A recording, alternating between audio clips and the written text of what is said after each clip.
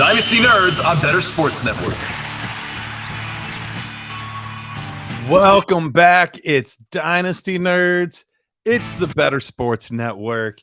It is a beautiful Thursday night. And you know what makes it beautiful? One, because we have this awesome opportunity to be here live on the Better Sports Network. But it's also beautiful because it's schedule release night. Guys, I've been telling you guys for months now, Thursday nights is where it's at.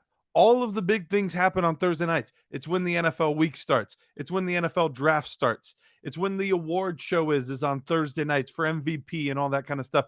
And oh yeah, schedule release Thursday nights. Thursday nights, this is the place to be. We're breaking it down. We're going to be talking about all of it tonight. Dennis Bennett, like always, will be joining me at around 10:15. We're going to be breaking down the NFL schedule. And you're saying, Garrett, this isn't an NFL show. I mean, it's partly an NFL show, sure, but this is a fantasy football show. Well, the schedule has a lot to do with your success in fantasy football. One, we're going to be highlighting those games that we want to really key in on because there's fantasy points to be had. Kelly, what is up? How you doing? Hey, Chat GP. I like that. That's a new one. I haven't heard that yet. I like that. Thank you, Kelly. There's a lot of fantasy goodness to be had in some of these games. There's a lot of even betting goodness to be had in some of these games. So we want to break it down, but also we want to look at the last 3 weeks of your fantasy football season, weeks 15, 16, and 17, because we want to make sure that your players have those favorable matchups. That's right. Those favorable matchups. We want those for our fantasy football playoffs. So we're going to be talking about that, breaking all of that down with Dennis Bennett. But coming up here in like 10 minutes, maybe a little bit more than 10 minutes, around 9:15, Edward Raus. Yes, if that name sounds familiar, it's because he's the one that runs this show in the same time slot, but on Mondays. During the football season, we call it the bookends. I start the week, he ends the football week, right? There we go. Exactly. So he's going to be on at around 9:15 Eastern time here. And I put it in the Nerds Discord. And look, we can do it here in the chat too. It does not have to just be in the Nerds Discord. But we are doing a little thing tonight that I like to call Grade the Trade. That's right, grade the trade. So what that means is we are in trading season right now. Rookie draft season is still going on, but a lot of them have taken place over the past 2-ish weeks since the NFL draft.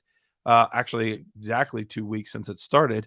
We were in the middle of the first round at this point last week. But we've had a lot of trades go down, whether it's in your rookie drafts, new startups have happened. I actually have one I even need to begin with some of the Nerd Herd people.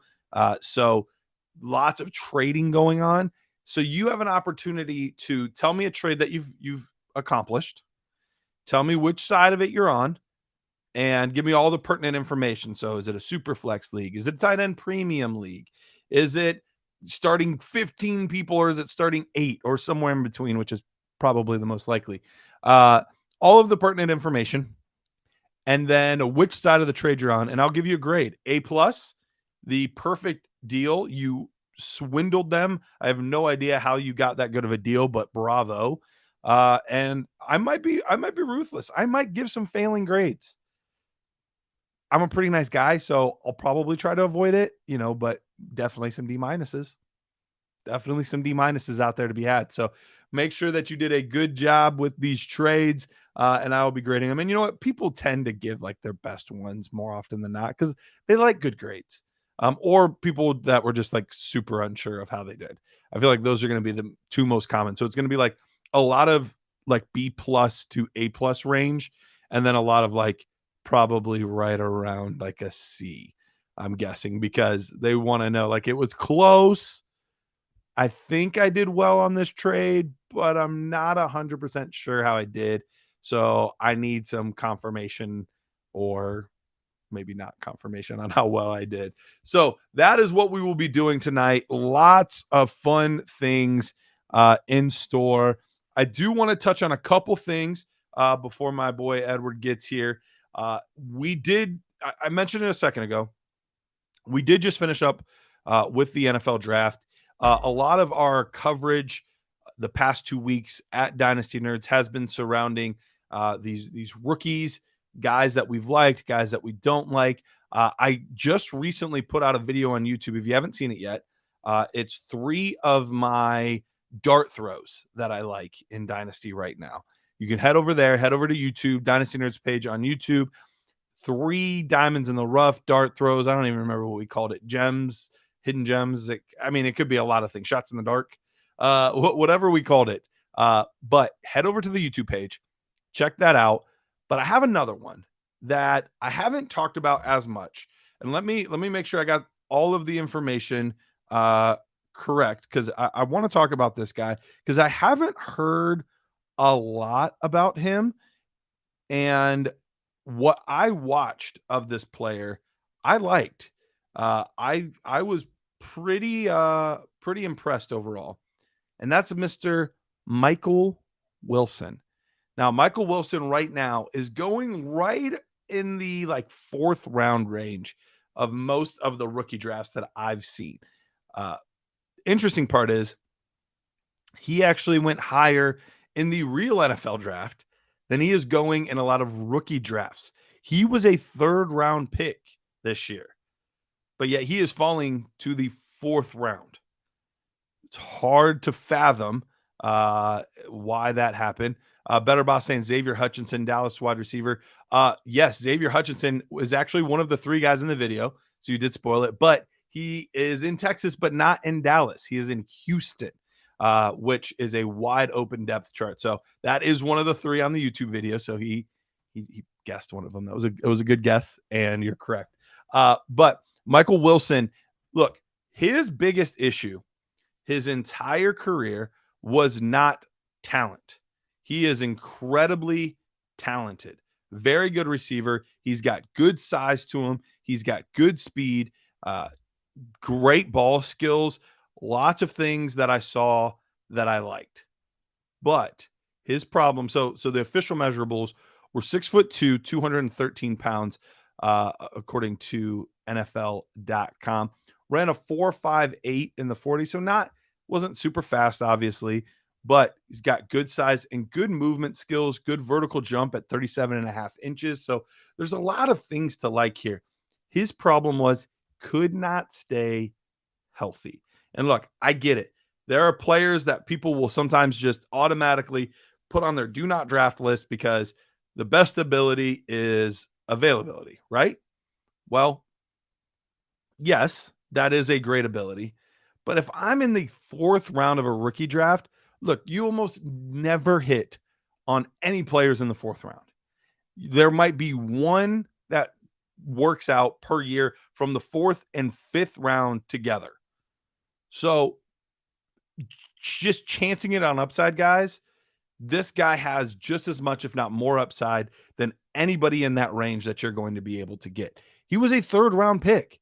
All of these other guys that you're taking are day 3 players.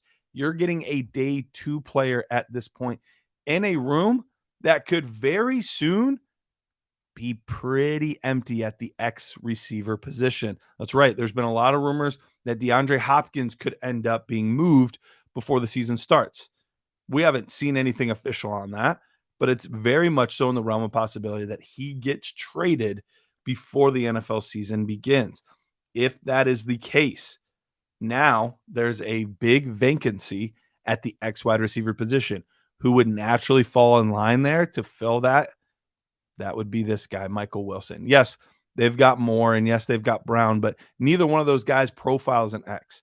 They work better out of the slot or at the Z. They're not going to be lined up, opportunity for press coverage. Like Michael Wilson, size, profile, ability, absolutely fits with what he can do. So Michael Wilson, one of the guys that I really, really like at the end of your drafts, diamond in the rough, dart throw, whatever you want to call it. that is a guy I'm going after. Check out the YouTube video for the other 3 players.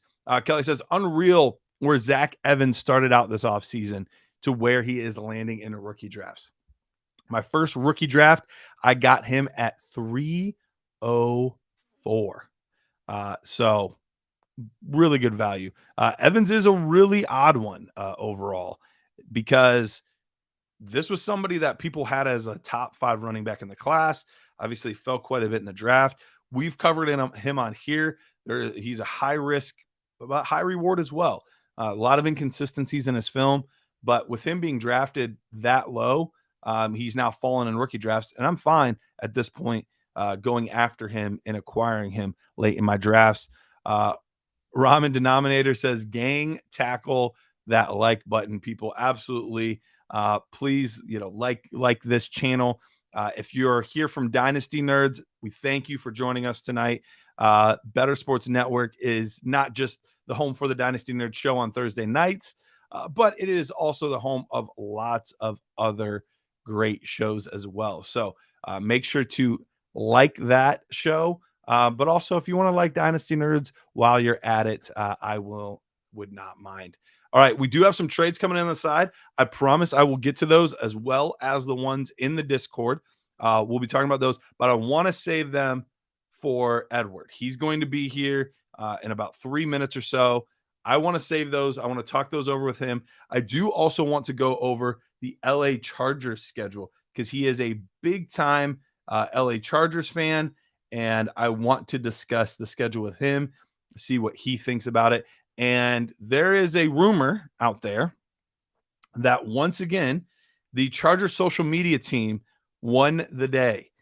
Apparently, they've put out another anime video this year, but it is potentially even better than the one that they put out last year, which is hard to believe because last year's was freaking fantastic.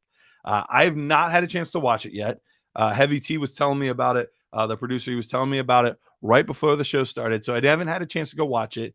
Apparently, there are lots of like subtle hints and clues, and I don't know if you'd call them Easter eggs, but things where you have to pause in order to really be able to take in all of the different things that they are doing in the videos. So don't turn this off. Don't turn off the stream. Don't turn off Dynasty Nerds because this is the spot. Edward's going to be here. We're going to be talking these trades, so don't go anywhere. But as like a second screen experience, if you're watching us on your computer, pull out your phone, or if you're watching us on your phone, go up to your computer, watch that while we're talking. Let me know what you thought was the best one. I'm looking forward to this. As soon as this is over, I'm going to be heading over to the YouTube page, or not to the YouTube page, heading over to Twitter, checking out what their social media team did and watching that video. But the Chargers schedule, Chargers have a really interesting team this year. A lot of upside for fantasy football purposes. We'll also touch on his thoughts on Jackson Smith and Jigba now that Jackson Smith and Jigba. I'm combining the Seahawks and the Chargers. That tells you what kind of day that I've had. Heavy T says, if you want, I think I can play it live. All right. If you can play it, let's go ahead and play it. We'll watch that. And then when Edward comes on, we'll discuss it with him because it'll be about time for him to come on. So yeah, if you're able to play it and share the screen, I'll watch it live with everybody else. We won't be able to like pause it and break down everything here, but I actually would like to see it as soon as possible because I love what the Chargers social media team does. All the different things that they put together. It's usually ridiculous. It's usually hilarious and very, very well thought out. So yeah, Tyler, if you can get that together and put it up there, just let me know and I'll stop talking and we can all watch it together. But I had a slip of the tongue, not Jackson Smith and Jigba on the Chargers this year, but Quentin Johnston on the Chargers. Curious as to his thoughts on their new receiver, a guy that plays similar maybe to a Mike Williams that they already have on the team. So I'm curious to get his thoughts on their new addition paired up with Justin Herbert. So that'll be a good conversation. Make sure you do not miss that. All right. Edward's ready. Tyler, is the video ready? Because if the video's ready, we could watch the video and then we'll put Edward on. Okay. So yeah, let's go ahead and let's put the video on first. And then as soon as the video's over, let's bring we'll bring Edward on as well. He said, I'm not sure if we'll get volume, so we'll see. If not, just watch it for what it is.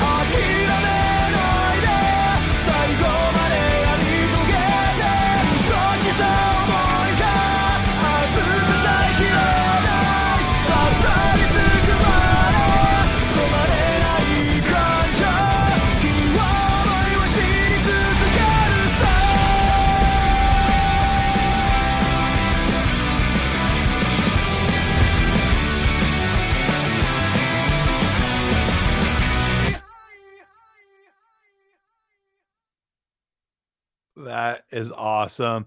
Edward Raus from Monday Night Rants. Edward, how you doing, buddy? Doing good. I was just doing my Naruto run back here in the background, watching all that happen. Man, that's incredible. What's it like having the best social media team in the game?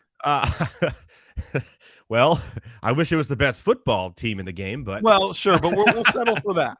I'll take it. It's a small win, I guess, but man, that is so good. And if you scan the voucher when the Raiders ticket comes out and you're a Raiders fan, it'll take you to Google search how to find a job. Oh my God. It's great. That is amazing. That is absolutely amazing. Well, first we're gonna do something fun tonight. Cool. We have grade the trade. So we have a lot of submissions of fantasy football trades. These are mostly dynasty trades. And you and I are gonna give our thoughts and grades. And we can be honest. We think it's great, we can give it an A+. We think it's terrible, we can give it an F. Whatever we want to do. Right. But before we do, as a Chargers fan, I wanted to ask you your thoughts on Quentin Johnston to the Chargers. Now, I've been saying this. I like him, and here's why. I thought the Chargers did a really good thing this draft, especially with him. And I think Josh Palmer kind of fits in that Keenan Allen mold. And now they got a receiver that fits in a Mike Williams mold. And they got a defensive end that fits in the Joey Bosa mold. So when Thanos goes, and all three of those guys are hurt week 2, you got replacements for the you know.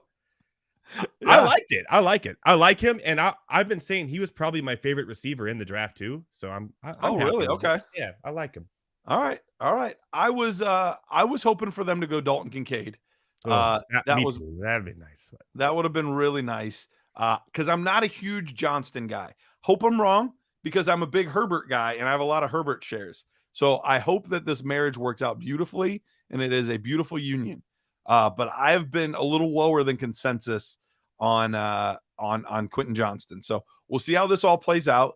But yeah, I was really hoping for Dalton Kincaid because I was going to be through the moon excited. That would be nice though. But he ended up in a good place anyways. He did. Yeah, the Buffalo landing spot is fantastic. Okay, lots of trades to go over here. Let's do it. We'll go with the couple that are in YouTube first, or on the restream, chat thing here. Go with a couple of those, and then I'll get into the ones that are on the Dynasty Nerds Discord. Cool. So we'll start with this. We're gonna assume Dynasty for all of these unless it's otherwise specified. Reed Pfeiffer says, I got the 112 for Freiermuth, which I drafted A-Chain with the 112. This is a 1 QB PPR league. Quarterback, 2 running back, 2 wide receiver, 3 flex, tight end, kicker. So basically, in a 1 quarterback league, getting 112, which ended up being A-Chain for Freiermuth. How do you feel about that? Win. A. Yeah, that's what I think too. I think that's easily an A. Yeah. Freiermuth's going to have competition now, right? He's right. Not the only tight end on that team. On top of it, it's not a tight end premium, so you're not getting any extra boost from the tight end position. It would be closer had it been that, but A-Chain arguably had the best team and player fit, like out of all of these fantasy football. And the 2 running backs ahead of him, like the Chargers, they'll be hurt week 3 or week 4. So there you go. Exactly. All right. We gave out our first A, feeling good. Sedated Fork said, prospective trade question. So he hasn't done it yet. But this is what he's looking for. 12-team Superflex league, pretty stacked except at the Superflex position and a lack of running back depth. My Superflex quarterback right now is Baker Mayfield. Would you trade 324 first for a quarterback like Lamar Jackson, or try to get a quarterback next year? So let's just grade it like it did happen, okay? So let's say 324 first for Lamar Jackson. And then if we want to dig into like what we would do, we can do that as well. But let's just grade it first like it's 324 first for Lamar Jackson. What would you give that? It depends on his record too. Like, is he going to be in a competitive spot next year? If he's going to be competitive next year, it's an A. I think so, because he said he's pretty stacked except these 2 things. So I'm guessing he's in more of a like win now mode. I'm guessing. Then I give it an A. Yeah, I think that's a good trade. I'll give it like a B plus. I'm not gonna quite give it an A because we don't know what's going on with Lamar exactly. We know he's back. We know he's with the team. He signed that big deal. So like we know all of that is good. But how is everything now with everyone and all the is everything good? Is he going to mesh with OBJ? Is Rashad Bateman healthy? Is Zay Flowers the guy or not? Like there's still a lot of question marks with the other pieces around him. And it's a brand new offensive coordinator, which we think will be a good thing. So all of that to say, like, I think it is going to be really good, but there's always that risk that it doesn't pan out quite like we envision. So I'll give it a B plus. Now, the slightly more in-depth part of this that I will say, though, is are any of those 3 first expected to be like a top 2 or 3 pick? Because that's the thing that would make me question it slightly. If it's Caleb Williams, exactly, then you go for Caleb Williams. But that's the thing. Yeah. Caleb Williams, Drake May looks really good as well. Yep. And then Marvin Harrison Jr. looks like the best receiver coming out of college in a really he doesn't need a receiver. He needs a running back or It's true. I'm just saying those guys are really good. So that would be the only like caveat to that I would throw in there. So, but all of that being said, just on the surface, you would give it an A. I'll give it a B plus. Blake Byrne says, and we are in the Nerds Discord right now. If you are not a part of it, you can become part of the Nerd Herd. But Blake Byrne says, acquired Drake London, gave away Javonte Williams and Christian Kirk. 12-team league. It is not a super flex or tight end premium, so just 1 quarterback. Got Drake London, gave away Javonte Williams and Christian Kirk. What are your thoughts? Ooh, C. Yeah, I'm not loving this one. Not me. Me neither. I'll copy you. I'm going to say a C. I'm going to say C minus actually, because I'm a huge Javonte Williams fan. So like there is some bias in this. He's still young, and we've seen Saquon Barkley come back from an ACL and absolutely dominate the NFL. And yeah, like Drake London, we still have no idea. Ritter, come on. Really? Yeah, and that's Sorry, the heavy team. tricky part.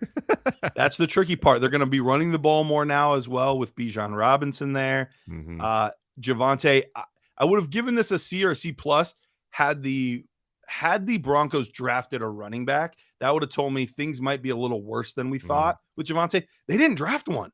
They legitimately did not draft a running back. So that tells me that things are probably looking pretty good for Javonte. And Christian Kirk, although he's going to lose a lot of targets this year with Calvin Ridley. Calvin Ridley. Thank you. I want to call him Christian Ridley. Christian Kirk, Christian Ridley, only Christians on the team. But no, with Calvin Ridley, he's still a piece. You know, he could still be in your flex spot. But even in that spot, he still may put up the same amount of numbers as Drake London. Yeah, that's true. So I'm going to give it a C minus. I think you could have done a little bit better overall in that deal. All right. JM Kaz, maybe 5 says 12 team PPR Superflex start 9. So there's a few pieces here. So I'll say it slowly. 108, 110, and a mid to late 24 first. Okay. 108, 110, mid to late 24 first. 4, 103, and Kenneth Walker. I hate these draft picks. So many of them. You want me to go first on this one? Yeah, go. Yeah, you go first. All right, I'll go first on this one. I'm going to give this one a pretty solid B. I think this is a good deal overall, especially considering this year, this class, you're now in the range where you're getting one of these quarterbacks at 103. So you're able to get Anthony Richardson, Bryce Young, CJ Stroud. Yeah. So you're getting one of those guys at 103. At 108 is not only you're outside of the first tier break, which is Bijan and the quarterbacks, but you're even outside of the second tier break, which is JSN and Gibbs.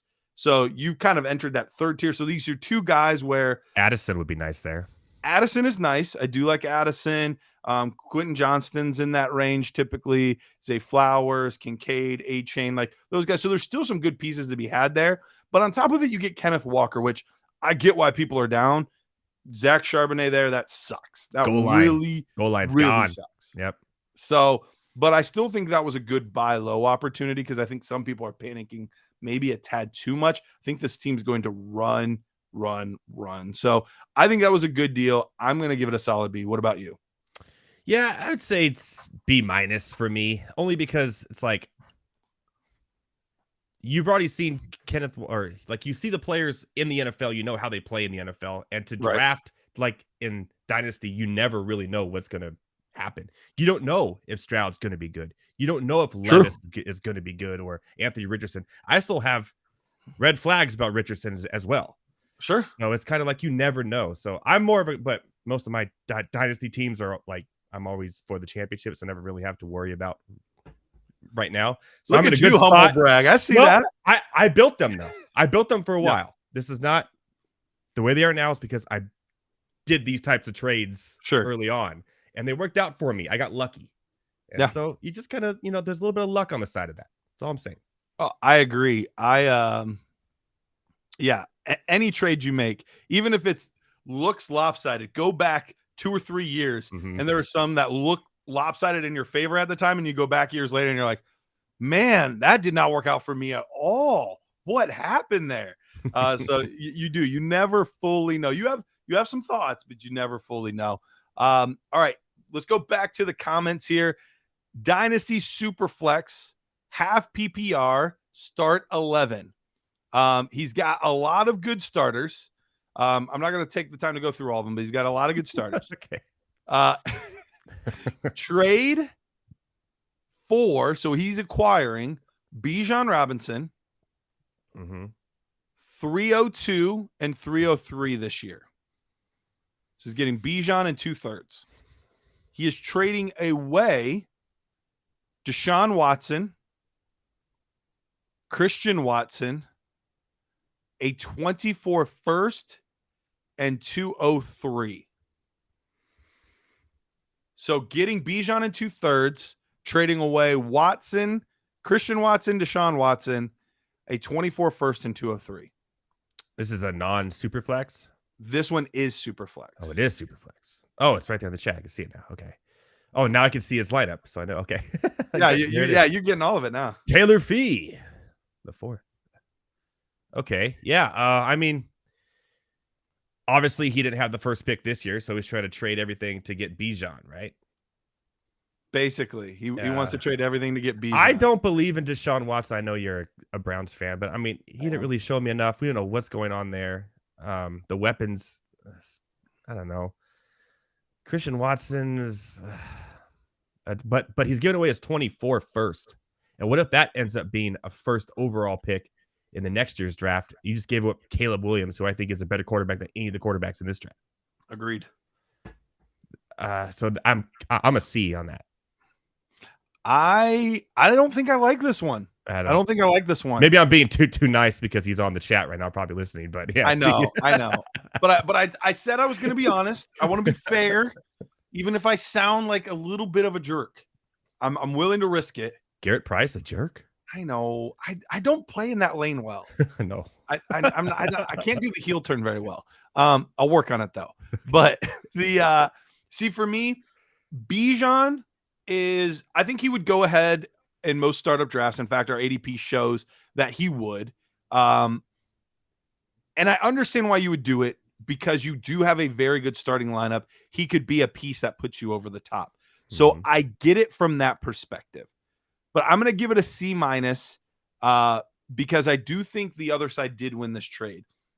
I think basically Deshaun Watson and the first, assuming it's like a mid to late first, is probably worth Bijan.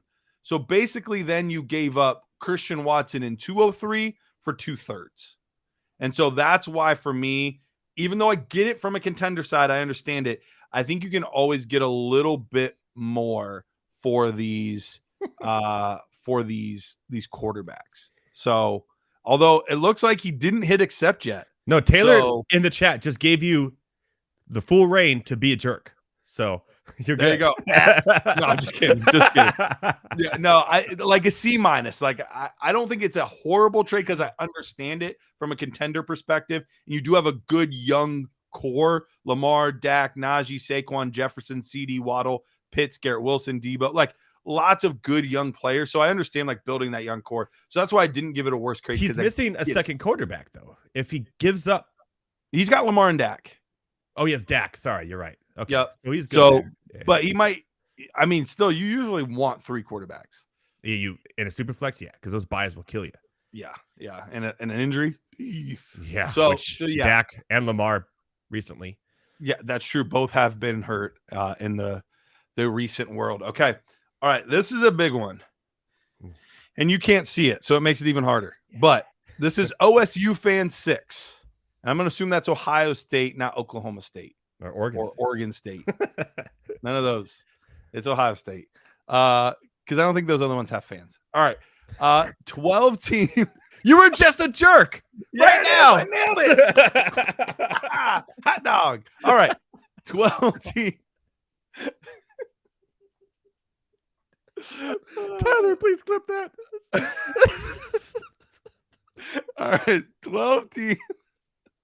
12 team super flex, half PPR, tight end premium, start 10. I am getting the Ramondre side. Okay. So 10 or 12 team super flex, half PPR. He is getting Ramondre Stevenson. I got to get close because this is like really small. Ramondre Stevenson. It's like a really little picture. 212, a 25 first, and $20 of fab. Oh, geez. All right. Which I'm not going to really factor much into this. Yeah. All right. Giving up Alexander Madison, 207, 203. Sorry. So 203, 207, 407, and then a 24 third. I think you hit this one out of the park, to be honest. Like, I think this is a great deal. It hurts a little bit if Dalvin Cook ends up, leaving and Madison ends up being the guy. But Ramondre's poised. I mean, he was running back 8 last year, something like that. Like, he was amazing. They didn't draft anybody, and you're getting a future first round pick in this deal. and all you're giving up is Madison and like a bunch of mid-seconds threes and thirds that's an A like, plus. That's an A plus. I think you say A plus. That's what I was thinking. Who's trading Fab? I've never done that. Is that a thing? You can do that. You can do that. Goodness, we're getting crazy. Okay. Yeah, it gets wild. All right, that was a great trade. All right, JJ, we're back to the comments here. All right. JJ saying Dynasty League, half PPR, 1 quarterback league. Garrett Wilson and a 24 first. JJ, if you can tell us where this 24 first is, that's always helpful. Early, mid, late, roughly. I know you don't know for sure, but that would be helpful. Garrett Wilson and a 24 first or Bijan Robinson. So let's say you make the trade and you're acquiring Garrett Wilson. That's just what we're going to assume. Garrett Wilson and 24 first. What would you give that? If you're acquiring Wilson, you're acquiring Wilson and the 24 first PPR and giving up Bijan, half point PPR. No, I wouldn't do that. Half point PPR, mid to late first. He said, half point PPR. I want to give that up. You wouldn't. So what would you give that grade if you're getting Garrett Wilson? If I'm getting Garrett Wilson, I'm giving it a C plus. If I'm getting Bijan in that, I'm giving it an A. Okay. So you like the Bijan side by a lot. Yeah, in a dynasty league? It's close for me, man. It's close for me. How many years of Aaron Rodgers are the Packers gonna have? Or the Packers, sorry. The Jets now. I gotta get the Packers are gonna get 0 more years the Jets, of Aaron Rodgers. The Jets gonna have before he retires and goes to Minnesota. So I mean, I don't know. And then who's the quarterback gonna be? So who's stealing money from people in Mississippi? yeah, who's doing that? We don't know. Yeah. We won't, and hope he never sends pictures to random interns. Oh no, but, that may happen. But I like Bijan's going to be the guy, the focal point of the Atlanta Falcons for a long time. And running backs now, they're so hard to come by a stud, and I like the Bijan side of that. I'm torn on this one. I'll be honest, because Bijan's fantastic. I mean, he could legitimately be not an RB1, he could be the number 1 overall running back in his rookie year. Like, that is in the realm of possibility. But we also did just see Garrett Wilson win Rookie of the Year. He gets a massive quarterback upgrade for probably 2 years. I think that's probably the realistic time frame we're looking at, is probably 2 years. And we'll see what happens after that. But at that point, he'll be a very established veteran receiver. Quarterback changes won't affect him as much as it would a young player. So, and you get the 24 first on top of it. Right you can now, trade for that back next year. You can. Right now, Bijan Robinson's ADP is roughly 10th overall in a super flex league. Wow. Garrett Wilson's ADP is roughly 16th in a startup in the Dynasty League. So it's pretty close as far as value. Believe it or not, I'm going to take the Garrett Wilson side. Oh, we disagree on one. Finally. Okay. We do disagree on one this time, but it's very close for me. If you're acquiring the Garrett Wilson side, I'll give it a C plus because I think it is very, very close. Very, very close. All right. Ian Scarrett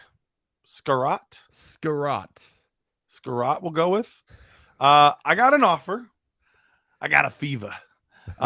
I would give Devontae Smith for Goff and Ridley. I am a contender in a super flex league, 12 team, and could really use another quarterback. I am stacked at receiver. Is that too much to give up for a quarterback?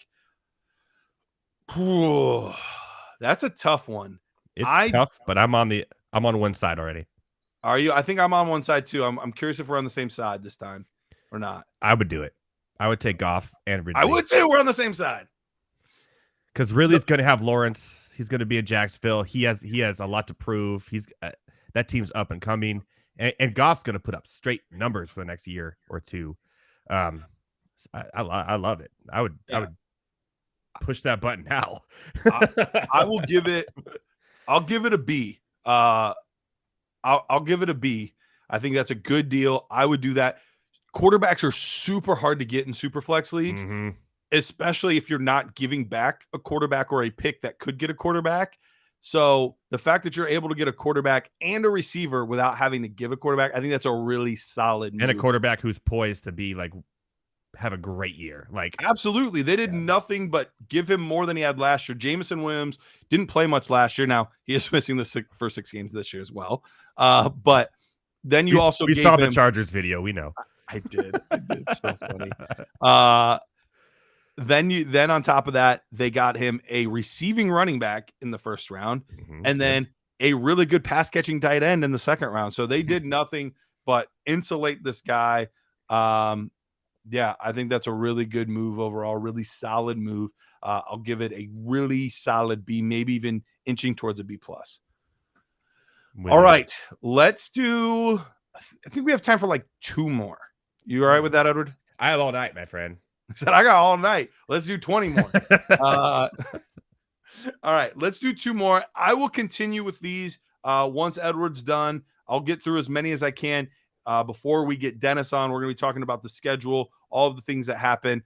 And I just got a note here from Heavy T. Before Edward leaves, we need to show the Titans schedule release.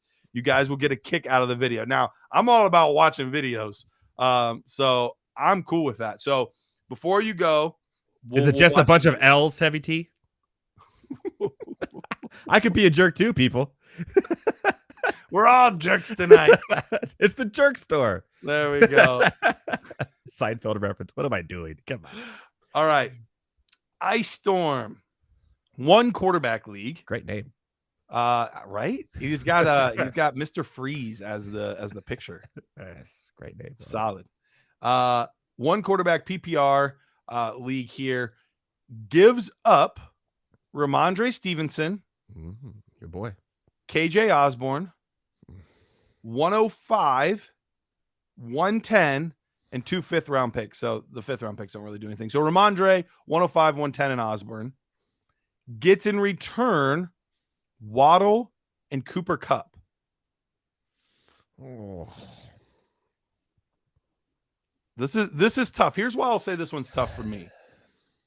I love Ramondre Stevenson, but it is a shorter window with these running backs, especially Patriots running backs. You can never really, know how long they're going to last. So that's difficult, but you do get some nice picks along with it. 105 and 110 are a little bit, they're not quite as good as they are in super flex leagues, but still some good picks there. Waddle's a stud. I mean, getting Waddle is obviously good. And Kupp is if you're a contender. But if you're not a contender, Kupp isn't going to give you much after this year, maybe 2. So that's what makes it a little bit tough for me. I would say, though, getting the Waddle and Kupp side, I'll give it like a C+. I think that's the slightly better side. Yeah, I kind of agree. It's slightly better. It's a very, I don't know. We start going 5 rounds and 2s. It's really just what Ramondre and the 2 first for Waddle and Kupp, really, at the end of the day. Basically, yeah. So just without seeing their team construction, it's kind of hard. Right. And that does take into account for sure. Yeah. But I'm kind of with you there. I would think that is the way. Perfect. I guess a C+ slightly towards the win now with the Kupp and the Waddle. But also, Kupp has questions.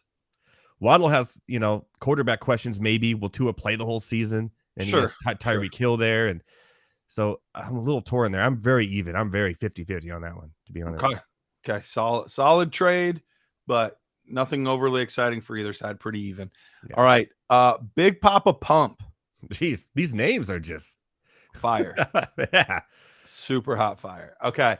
And he's got like a WWE wrestler with it. He's looking swole. All right. Superflex PPR tight end premium 12-team league. Send the 201. So that'd be the 13th pick in a Superflex league. And then 408. So basically send 201. Yeah. And get Jahan Dotson. Ooh. I like Dotson a lot. I do too. So for me, I'll give that a B because I'm a big fan of Dotson. I am too. I give that a B as well. And I think Sam Howell's going to be something. I really want that to work because I really liked him as a prospect. I thought he was a good quarterback. I had him as the quarterback. I want to say it was either 1 or 2 pre-draft, and he still was only 3 for me post-draft, even though he was the one that fell to the 5th. there might be something there. So, well, just watching him on the field on week 17 or 18, how many weeks we have now? Yeah. Last year, some of the throws he was making and his poise and everything was really impressive. I'm not going to lie. I know it's a 1-game sample size, but I liked what I saw. And we saw some good things in preseason too. Yeah. I think could be a sleeper for like a good fantasy production quarterback, really. So I like Dotson a lot. I'm with you. I don't know if my boy Peter's in the chat right now or not, but he is a huge Sam Howell fan. So if he's listening, he's very excited with what you just said. Let's go, Peter. Let's go. Sam Howell to the moon, baby. All right, Edward. Let's real quickly, let's get the video, and then we'll watch it together because, Tyler says it's amazing, and I trust Tyler. So we'll watch the video, and then you haven't known him long enough. I know, right? And then after that, we will we'll get you out of here, and life will be good. So let's watch the video real quick. Go ahead and Tyler, put it up. Whoa, okay, already. What the is that?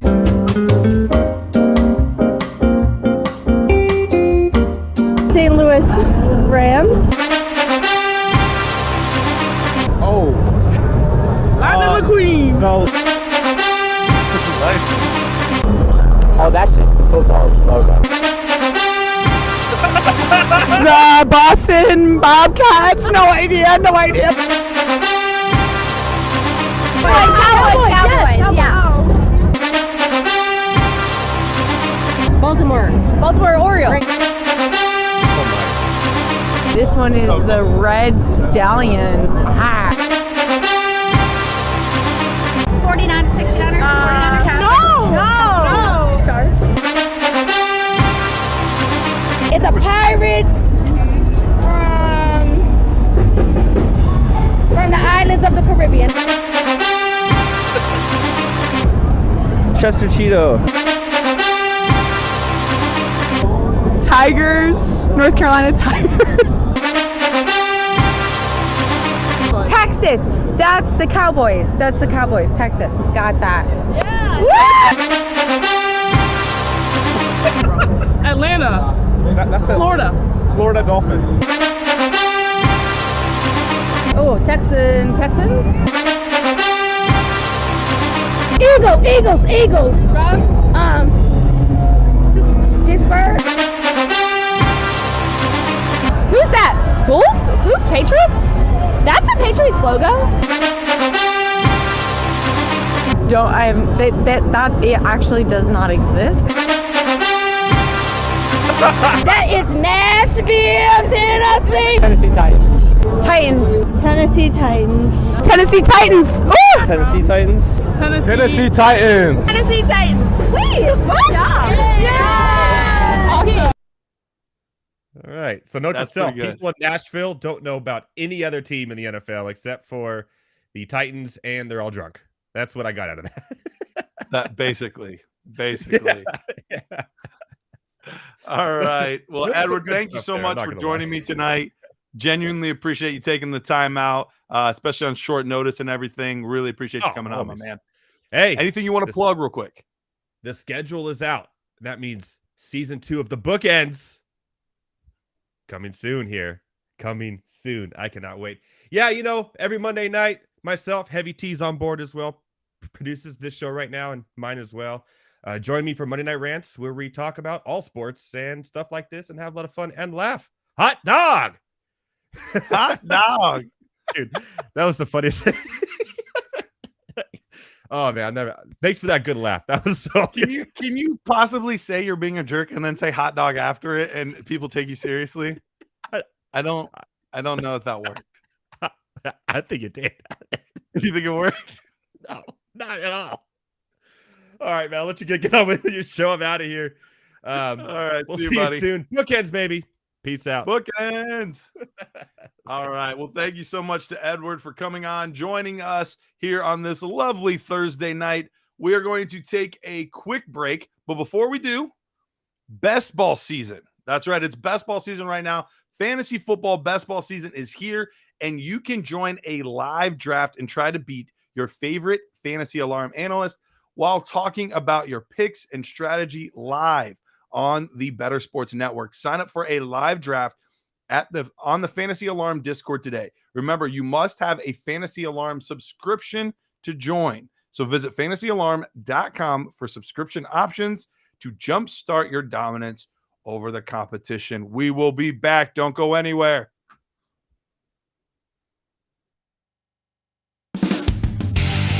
Moose and Keith. Weekdays at 10 a.m. Eastern. The word genius is there. Bob Glover, it describes him. Bob, so when's the last time that Twitter defeated you? Because I've been defeated by Twitter today. I'll tell you how Twitter defeated me one time. I had the mistaken impression that the year that Troy Polamalu won the Defensive Player of the Year, it looked like it was going to go to Clay Matthews Jr., and I tweeted it. And there was a guy on the media bus. He was like, oh, yeah, he's got it, a guy I trust. I won't tell you who it was, but his initials are Mike Garafolo. So I went with it. Got a DM from Rich Eisen, NFL Network. He goes, you sure about that? I go, oh, man. Oh, I just got this wave. Because, like, accuracy to me is really important. Yeah. So I'm literally on the media bus. We're just getting back from media day. We are slipping and sliding in Dallas. It's snowing. I get off the bus. I open my laptop. I am hunched over.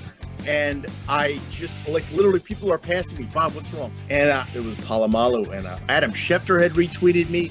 Trey Wingo had retweeted me. I'm like, oh, I'm dead. So when it's Polamalu, then how do you handle that? Like, what was the subsequent tweet I think afterwards? I said, got some bad Twitter info. I didn't put Garafalo's name on there. I had to 10 years later, you can out him. I like that. Yeah. You know, he wouldn't mind that. He knows the stories. So. Yeah. He actually said to me, hey, Bob, I think you might have jumped the gun on that. I was like, oh, crap. There we go. Campus to Canton on the Better Sports Network. Would Dion bench Shedeur? I don't think he would. Like, how bad would it have to be? Because we've seen horrendous quarterback play from this Colorado team for the last, 5 years? JT Shroud, Brandon Lewis, just terrible quarterback play. Like, they were 131st, which is dead last in pass EPA per play. Obviously, it will be better, but how bad does it have to be for him to bench his own son? Like, I'm not sure he will ever either, like, especially with the attitude that he came in with. If they don't get Rashada, who do they bench him for this year anyway? I don't know that there's another answer on that roster that you go to. They don't really have a guy behind him. So I don't even know if we would know the answer to that until the next year, assuming that, he doesn't declare for the draft, he returns, they bring somebody else that's competent and behind him. If they're going to do this the Lincoln Riley way, next year would be the class to bring somebody in. Shedeur Sanders is going to be a third-year player, so he's going to play 2023. I don't think he's declaring for the 2024 NFL draft, so he's going to play in 2024 and then declare for the 2025 NFL draft. And let's remember this, he hasn't had a full recruiting cycle at Colorado. He will have that next recruiting cycle, so maybe he could get one of these class of 2024 quarterbacks there to come to Colorado. However you're invested in sports, from betting to fantasy, collectibles, and more, join our community on Better Sports Network.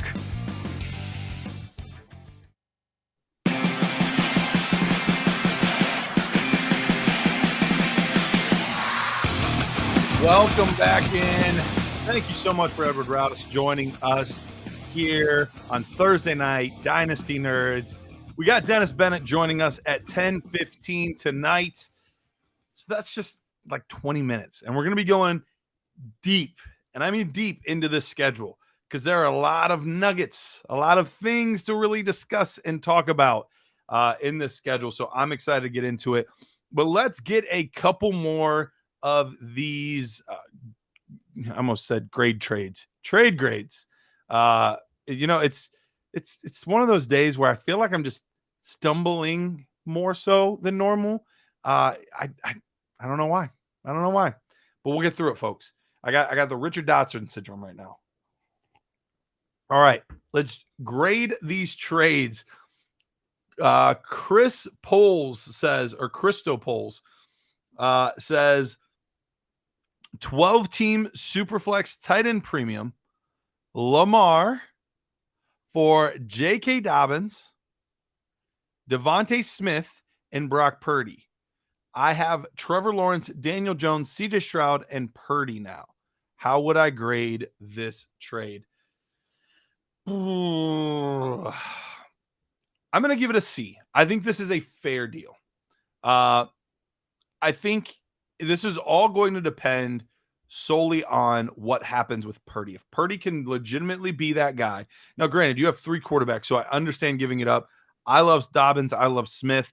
It's just hard giving up that top-end quarterback, but you got enough for him. So I think it's worth it. If Brock Purdy ends up being not the guy, then this doesn't look very good. If he ends up looking like the guy, then this is a great deal. Right now, I think it's very even, so I'll give it a C. Maybe even give you like a slight better C plus on this deal, because I think overall it's a good trade. But it's all gonna really hinge on what Purdy does there, and maybe a little bit so Dobbins too. I think we kind of know what we have out of Smith. Dobbins is the one that could also really make or break this trade if he looks like his old self. If he's putting up some of those numbers that he put up towards the end of last year, it's looking pretty darn good. All right, just Car 90, 12 team, 1 quarterback PPR, not a tight end premium. Received the 104, 105, and a mid-24 first. And Kyle Pitts. Sent 101 and Pat Freiermuth. Then I turned 104 and 5 plus into plus Jordan Love into Brees and Kmet. All right, so let's just focus on the first part because there's a lot to break down here. All right. Sedated Fork says I got the dots in. I do have the dots in tonight. All right. Received 104, 105, and a mid-24 first plus Kyle Pitts for 101 and Freiermuth. I think overall I do like that deal. Well, why don't we just tie it all in together? So we'll say he got 10. So he got Brees Hall. Oh, but it said plus Jordan Love. So yeah, that's hard to do. But in a 1 QB, that doesn't really mean a lot. But basically he got Brees and Kyle Pitts for Bijan Robinson and Pat Freiermuth. It's mostly what it comes down to. Oh, and he gets a first. So yeah, I think that's a C plus, maybe even B minus, because getting Brees, Kyle Pitts, and a 24 first for basically Bijan and Freiermuth. Yeah, I like that deal. There's a lot there to try to break down. I like that deal overall. I'll give it a C plus, B minus. I think it's a good deal overall. It's always tough to give up somebody of Bijan's caliber, but I think you got a lot there.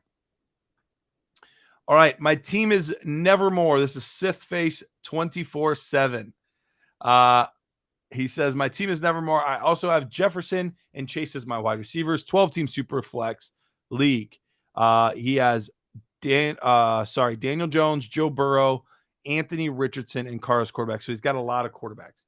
Gave up Tank Dell, CJ Stroud, which would have been like the 104, and a 25 first.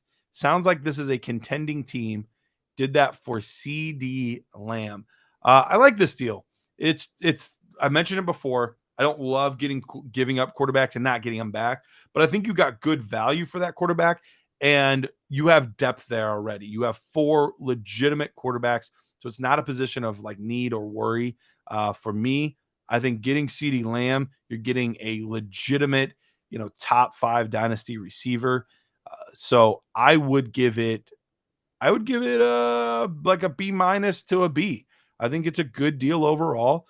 Tough to give up CJ Stroud, but you have to give up something of value to get a young, talented receiver like CD Lamb. So I like it. I like it a lot. All right. Hobie says 12 team, 1 quarterback. I got Chase. I think I overpaid a bit, but now I'll have JJ and Chase for the foreseeable future. He gives up Garrett Wilson and a 24 first for Jamar Chase. It's funny. I had somebody offer this exact deal to me recently. I would be receiving Chase. I would be giving up Garrett Wilson at first. I did turn it down. That being said, I think it is perfectly fair. My team was just not in the position where one player was going to make that big of a difference because it was more of a true rebuild. So I think on a contender, I think it makes perfect sense. I think it is a perfectly even trade. So that doesn't sound like you did well, but I'm going to give it a C because I think a C is perfectly even. And I think it's a perfectly even trade. So I will give that one a C. All right, Cyborg, MKIV. 12-team Superflex, half-point tight end premium. Wow, there's a lot of big names here. Buckle up, folks. Patrick Mahomes, Travis Etienne, Pat Freiermuth, and Christian Watson. He gets in return Tua, Waddle, Breece Hall, and Kyle Pitts. Whew, that is a big boy deal if I've seen one. Holy cow. Giving up in a Superflex half-point tight end premium, giving up Patrick Mahomes is tough to do. And you're giving up other good pieces, Watson, ETN, Freiermuth. But you're getting the better receiver, the better running back, and the better tight end. But it's a pretty steep downgrade at quarterback. I think I would do it, though. I think I would. I am a guy that is a Tua believer. I know that there are a lot of people that are extremely nervous about Tua, and it's completely understandable. But I am a Tua believer. Assuming he can stay healthy, which I think that there's a good chance that he can. There's a lot of things that he's done over the offseason to help prevent some of these things, learning how to fall better, things like that.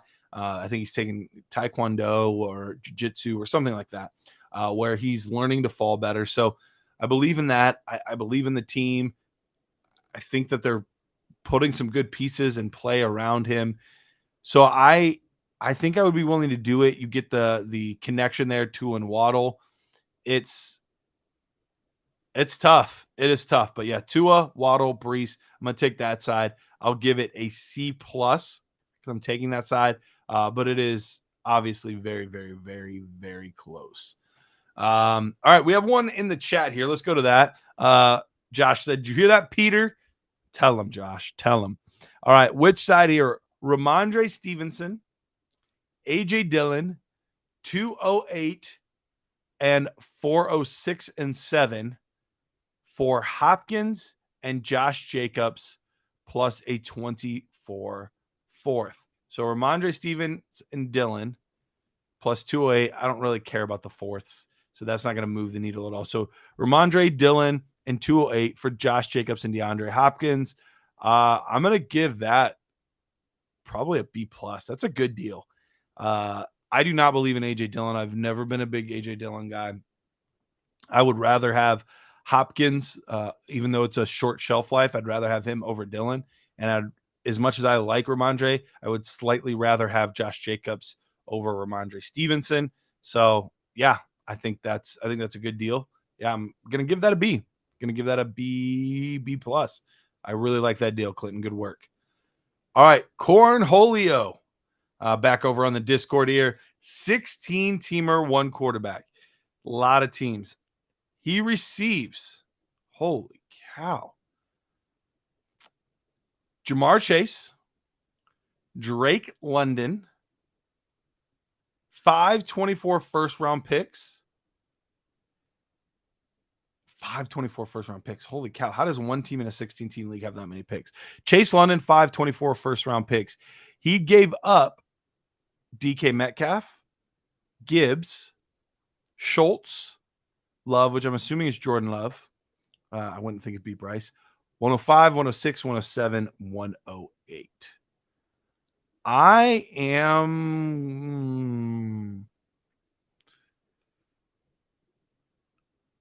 I'm gonna go with the Jamar Chase side.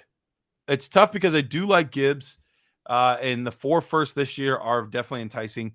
But they're all after 105, which means it's put you outside of that window in a one quarterback league because now you're not getting Bijan, Gibbs, or JSN. Not getting any of those guys. So puts you in this like kind of murky window. So I like that deal. I think that's a solid B to B+ range. Good move, Cornholio. All right. Bamboozalicious says, if you have some time, I'm on the clock and stuck. Just ask Discord Rookie Talk, but no love yet. All right. Lay it on me. Bamboozalicious. I will do my best to steer you in the right direction. in your rookie draft here.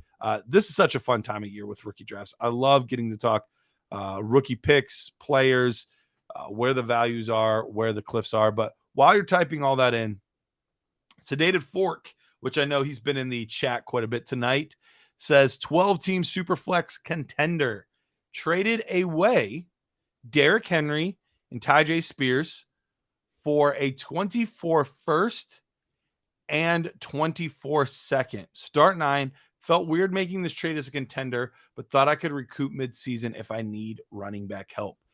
Yeah, I'm a little bit surprised you traded away Derrick Henry and then the guy behind him in Spears on a contender, because it does feel like you're insulated there if something happens to Derrick Henry. So I'm a little bit surprised, but you get the first and second next year. I'm curious, where do you expect those firsts to be? Because I'm assuming you traded this to a contender, but they're getting Spears too, so maybe not. Maybe it is a more of a rebuild trade, but I'm assuming that team is a contender, so you're probably not getting high picks. If you're in the chat still, let me know where those picks are. But right now, I don't love it. I just, anytime I'm in a contender window, I don't want to trade an asset that could help me win a ship, especially maybe trading it to a potential competing contender. So he said, yeah, maybe a 24 mid first, and maybe I screwed up. Look, this could come back to be helpful. I don't think it's a terrible trade. It's just not my favorite on a contending team, especially when you had Spears to back him up. You know, if you were worried about the fall off and you didn't have Spears, I think it would have made a little more sense to me. But since you had his kind of handcuffed, I don't think I would have. But it's not like the worst trade I've ever seen either, because this does help set you up better for the future. And you're thinking it's a mid. So that definitely helps as opposed to being a contender. So that helps. So I'll give it a C-. I don't hate it, but I don't love it either. Funky Man, 14-team PPR, 1 quarterback league. He is, I'm not sure if he's giving up Eckler. It sounds like, I don't know. He says Eckler for a 23-202. He has a few different trades he's going. So the first one, Eckler for 23-202. I'm assuming the first thing you say is going to be coming to your team. So I think that's a great trade if you're a contender. Giving up a second for a guy that could be a top 3 running back over these next 2 seasons, great deal in my book.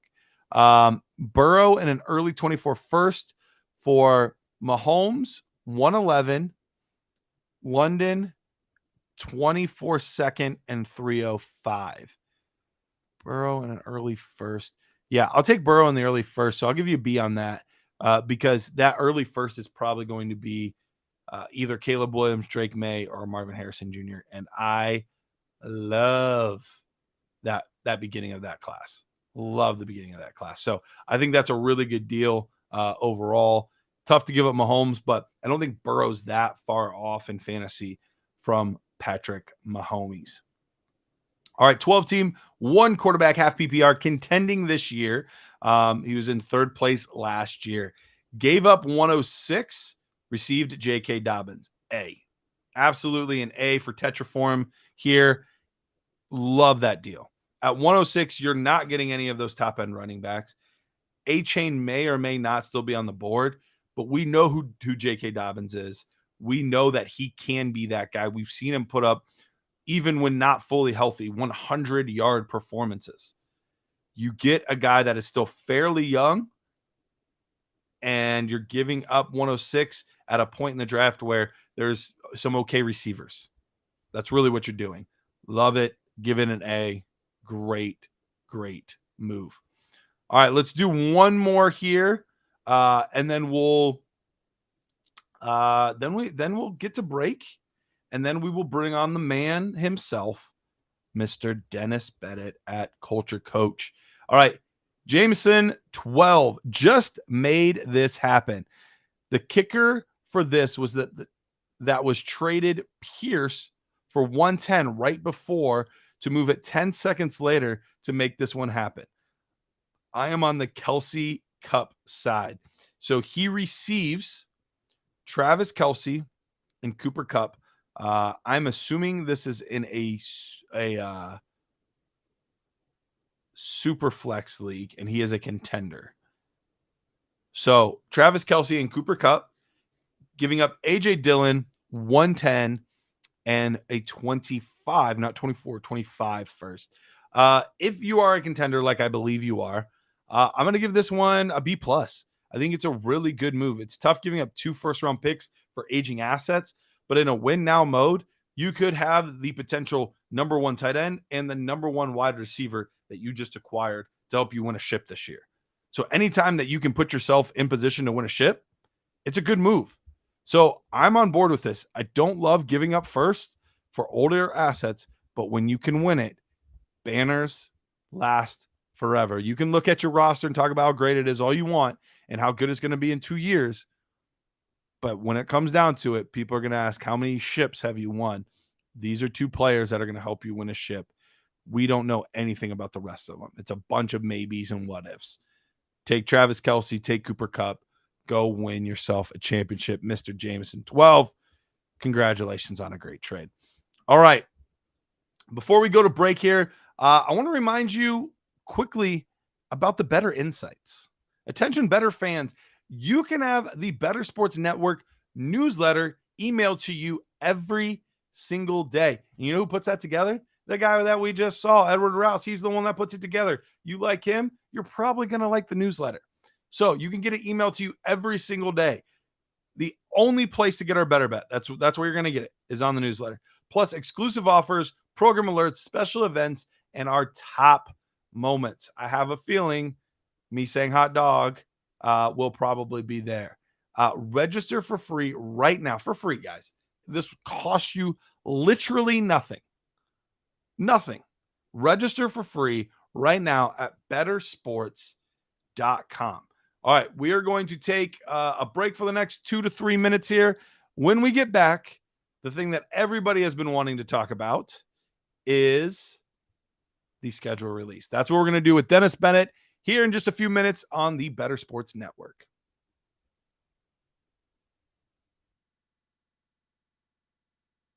Moose and Keith. Weekdays at 10 a.m. Eastern on Better Sports Network. Calvin Ridley yesterday, he applied for reinstatement from the National Football League. Ridley, Kirk, Zay Jones, Travis Etienne, Trevor Lawrence. That is crazy potent on offense. Yeah, it's going to be awesome. I mean, Ridley's great. I think Trevor Lawrence is a guy I want in fantasy this year. I think you're probably right. I think they're just going to get better and better. First off, Peterson's a wonderful offensive mind, a great head coach, and we've seen that and saw that this year as Jacksonville made it to the postseason. And Trevor Lawrence, anybody that questioned whether or not he could play in the National Football League or just how good he was going to be in the NFL, those questions were answered this past season as in the second half of the year. Statistically speaking, he was a top 3 quarterback in the NFL. That's how good Trevor Lawrence is. You throw Calvin Ridley into the mix, he's going to be great. Yeah, I think Lawrence is a guy you want. I think Ridley's a guy you want. Clearly, Travis Etienne is going to be one of those early, first-round selections as well, being the dual-threat running back that he is, not only running, but also catching the ball out of the backfield, Keith, and the ability to take something small and take it to the house. Take a 5-yard dump pass, make a guy miss in the open field, and he's gone. I mean, you saw that with Travis Etienne this past season for Jacksonville. Yeah, sky's the limit. I mean, I think you're going to go from a team in the year span where you wanted no part of the Jacksonville Jaguars when you're looking at fantasy football to where you want as many Jaguars as you possibly can because they're going to be really, really productive. And let's see if they get their tight end back as well. Who had Evan Ingram was great. And Evan Ingram, who was great this past season. Yeah. I mean, if they keep that whole core together, their offense is going to be one of the best in football. Like, I legitimately think that they could be one of the best offenses in football. Zay Jones, Evan Ingram, Christian Kirk, then and Ridley, Travis Etienne, Trevor Lawrence, a good offensive line, and you've got Doug Peterson being creative calling. Right. And you look at that division. The Colts are a mess. Yep. Titans look like they're on the downslide. Titans are on the downslide, right? That window is clearly closed. And then you got the Houston Texans. Years away from relevancy. Yeah. I mean, Jacksonville Jacksonville could win 11 games next year. Moose and Keith. Weekdays at 10 a.m. Eastern on Better Sports Network.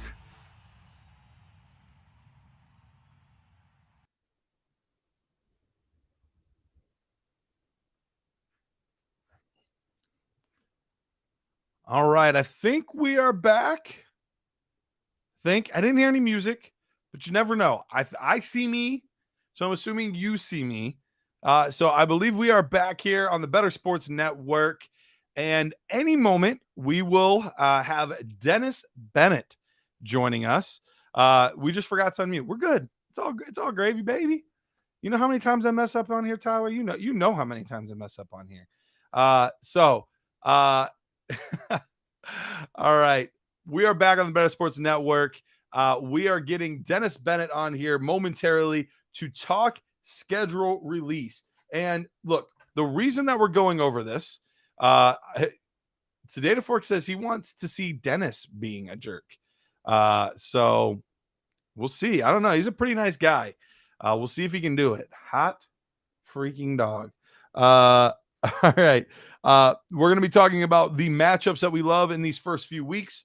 We will also be talking about week 15, 16, and 17, because that's the one that really matters.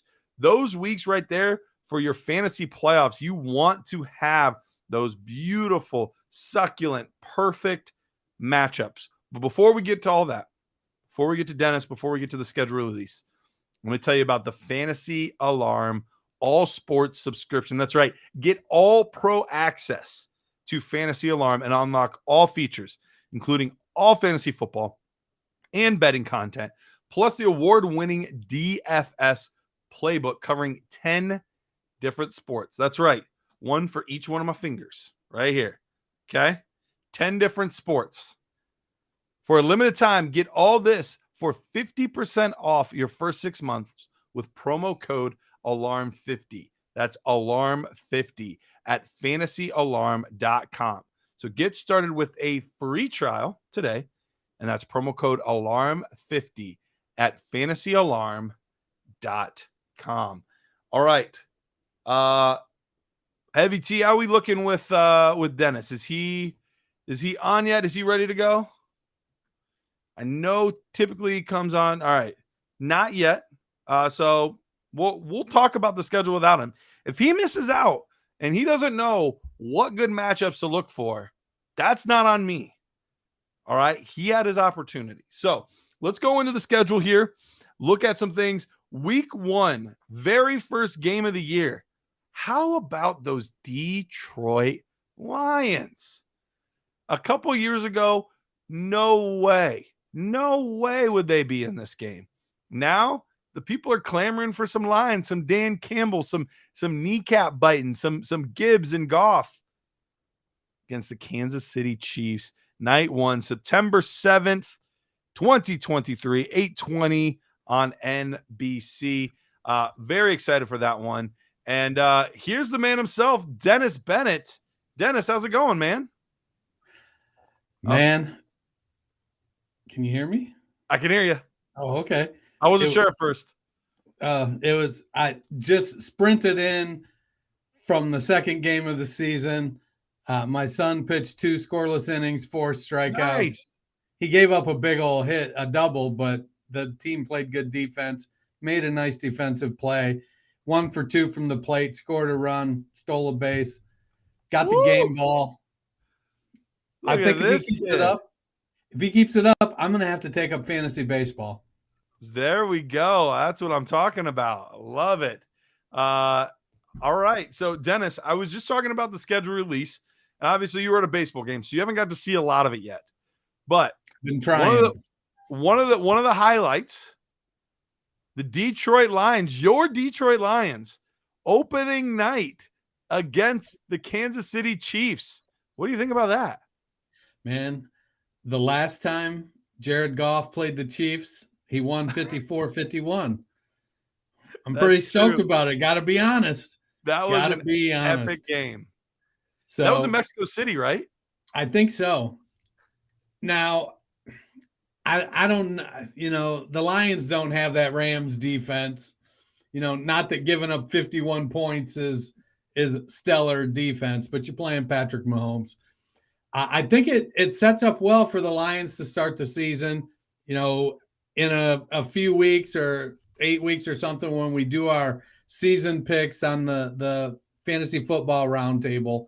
I will not be picking the Lions to win this game, but it bodes well for kicking off the fantasy season for my Detroit Lions. I think Goff will have a decent game. Kansas City's defense, they lost Frank Clark. They drafted Karlaftis last year. They drafted the hyphenated kid this year. I forget, Uzoma. So they play, they're filling in pieces and they're going to play hard. But Kansas City's game is we just know we can score whenever we want to. So you're going to have to match that. I think Jahmyr Gibbs, Amon-Ra St. Brown, Sam Laporta, and a really good offensive line. It sets up well to start the fantasy season off right on a Thursday night. And I got to be honest, we're kind of not used to that. Yeah. No, I'm excited for that game. I think that's going to be a very fun game. And it's one of many that could end up being some pretty fun games for fantasy purposes. Another one, the Atlanta Falcons and Bijan Robinson, they go up against Carolina, who is in the definition of a rebuild. So there could be some fantasy goodness to be had there. One of the highlights of week one, outside of the primetime games, we've got the Miami Dolphins going to the LA Chargers. So we saw that last year. I think that was the game that Tua went down, unfortunately. That was the first one of his big concussions. But, I mean, those are two offenses right there that could easily both put up 40 points in that game. So yeah, it looks, by all intents and purposes, like those are two throwing offenses, and they've got the weapons. And is there a coach heading into 2023, whose seat is starting off warmer than Brandon Staley, is that his name? In LA. They just haven't seemed like they've reached their potential the last couple seasons. And him and his embracing of analytics, which I think is great. I think you have to use all of the tools to your advantage. These dinosaur head coaches and front offices out there, it's literally the real life version of film versus analytics in fantasy. And it's like, no, you have to use both of them. Use them wisely. Yep, absolutely. So I think that's going to be a fun one. And then week one, we also get to see Aaron Rodgers in his New Jersey with his new team up against the Buffalo Bills. So a big division game right off the bat. New York. Man, that's a fun one. I'm excited for that Monday night game. That's another one where we could see a good amount of points being put up. All right. And if Rodgers starts off the season force feeding the ball to Randall Cobb when he's got Garrett Wilson there, it's going to take all of the luster off of my Detroit start to the weekend. I'm 100% with you. I would cry. I would cry grown man tears if Garrett Wilson comes out of that game with 3 targets. All right. So looking at week 2, there's some other really good games. We have the Thursday night game that week, Minnesota, Philadelphia. So we could see, a lot of scoring potentially in that game. We have the doubleheader Monday night games that week. One of my favorite weeks of the year, New Orleans and Carolina. And then we've got Cleveland versus Pittsburgh at 8:15 that night. But probably the fantasy matchup of that week is going to be more so the rookie quarterbacks going head to head. So we get to see Anthony Richardson and CJ Stroud going head to head in Houston. What are your thoughts on that, Dennis? So we're coming into this believing Jim Irsay when he's saying, look, we think this kid can play. When by and large, most of the scouting community feels like as good a prospect as Anthony Richardson is, he isn't as ready as Justin Fields was. So it's going to be interesting after, summer camp, training camp, the OTAs, and then if he launches right into the season, are we going to get a start to the Justin Fields era in Indianapolis where, he's throwing the ball 10 or 11 times? That could really put a damper on it. I think if you're going to play him, you got to play a reasonable facsimile of your offense, what you think it's going to be. I like Anthony Richardson. I actually just tried to make a deal for Anthony Richardson in a league where I am. I won last year, but my team isn't set up to compete this year. So I'm going back. I started to try to sell off parts. I don't know if I'm going to be able to pull it off, though. I tried to sell somebody who's on the verge. I tried to sell Derek Carr, who was the Najee Harris, and Terry McLaurin for Drake London and Anthony Richardson. Okay. We'll see if it happens. Very cool. He's got 2 other starting quarterbacks. I get he has the luxury to not play Richardson until he's ready, but he needs help in other places. Right. And so I'm trying to make it work for me. Hey, Anthony Richardson could absolutely end up being that guy. So heading into week 3, you don't have as many like juicy matchups where it's one high flying offense versus another high flying offense. But one of the intriguing storylines is actually only a 1:00 game. But I'm really curious to see the New Orleans Saints and the Green Bay Packers. They're both going to have brand new starting quarterbacks, brand new offenses with young receivers and Watson and Olave. That could end up being interesting to see at this point. By week 3, week 4, you're starting to get a good feel of what are these teams actually looking like.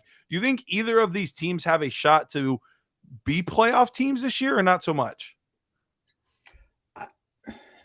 I think that if I'm going to bet on a quarterback to take his team to the playoffs out of these two, I'm going to bet on Derek Carr. He's the veteran.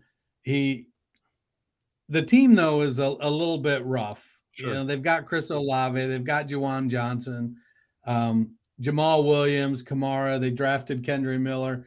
So there are some pieces there, and their defense played pretty good last year. Mm-hmm. So they feel like they could be that final seed, the 7th seed, the 6th seed, to get into 7, make it in the playoffs. The Packers, on the other hand, they're a team that is just so young. Right. I don't think that they can make it this year, but they could just be a year early. I think they need time to gel with Jordan Love. They've got their top 5 wide receivers are first or second year guys. Their top 2 tight ends are rookies. They're going to need some time to gel, but things could break their way. Minnesota could fall apart. There's, their defense wasn't great, but they brought in Flores, drafted some players. Detroit, we expect to be good. Chicago, we don't expect them to be good yet this year. So there's a chance that, Green Bay could be a year early and Jordan Love and those young wide receivers just kind of click. We'll see. I'm not counting on it. Like I said, if I'm looking at one of those 2 teams, I'm going to go with the Saints to kind of pull that last playoff spot in their division, or their conference. There you go. We also have another Monday night doubleheader that week in week 3, which I wish that they would. Not that I know a lot of people want to get rid of Thursday Night Football. I understand why. I like it being spread out selfishly as a fan, but for the players' sake, I would be totally fine with them getting rid of that. But I love the Monday. If you want my opinion, I think they should add a Friday and a Saturday game. Just have it all weekend long. That's right. Screw high school football. And then we only work Tuesday and Wednesday, and then we're working, the rest of the week on football. Right. That makes sense to me. But I love the Monday night doubleheaders because, half the time on Monday night, you get these ones that are just absolute stinkers. It looks like we lost Dennis. I know the picture was frozen for a while. We'll get him back when we can. But a lot of times those Monday night ones are just absolute stinkers. I shouldn't say a lot of times, about half the time. We'll get just some duds. When you get the double game, you increase your odds of having an amazing game. And you flip from one to the other. They're about an hour staggered apart. So I personally love the double headers on Monday nights. I hope that's something that they push more and more because I truly enjoy it. The other thing from week 3 that sticks out to me is we get to see the Colts versus the Baltimore Ravens, which Anthony Richardson emulated some of his game from Lamar Jackson. Early in his career, it was more Cam Newton, and then he, discovered Lamar Jackson when he got to high school and what he could do, and he started calling himself Cam Jackson. So it'll be fun to see those two guys square off head to head and see how many rushing yards are accumulated by both teams there. So should be very fun matchup here. We get to week 3, week 4, we've got that Miami Buffalo matchup. Those tend to be higher scoring games. We saw that as a playoff matchup this past year. We've got the Kansas City Chiefs and the New York Jets. So Aaron Rodgers versus Patrick Mahomes on Sunday Night Football that week could be an absolute barn burner as far as points go for fantasy points. So definitely looking forward to that one. Definitely looking at, who I have that week, who I can start, because that's a week where you might consider starting some players that otherwise you might not, just because it's going to be high octane, a lot of points, all that kind of stuff. So that is one that I am definitely keeping in the back of my mind. Week 5, we start to get our buys. So that is another thing that we have to factor in for fantasy football. So we have Cleveland, the Chargers, Seattle, and Tampa Bay all on bye during week 5. We get a pretty juicy matchup for Sunday Night Football that week as well. Dallas Cowboys, San Francisco 49ers. Two teams that are, really good on both sides of the football. They're both teams that can win with their offense, but both teams can win with their defense, especially the 49ers. I know the Cowboys are trying to get to that level defensively, and they're well on their way with a guy like Micah Parsons and all that he's done over the past couple seasons. So we get into week 6 then. Some of the highlights for week 6, we have the Monday night game that week, Dallas again, but this time against the Chargers. So they're in a primetime game back-to-back weeks, but this one against the Chargers, another one where we could see a heavy amount of points. Only 2 bye weeks in week 7. This is week 6. Only 2 bye weeks in week 6. Green Bay, Pittsburgh, both on bye week 7. So your fantasy team shouldn't be in too bad a shape. Getting into week 7 now. This is going to be one of those bye apocalypses that we talk about. Partly because there's so many teams, but partly because there's a lot of fantasy relevant players on these teams as well.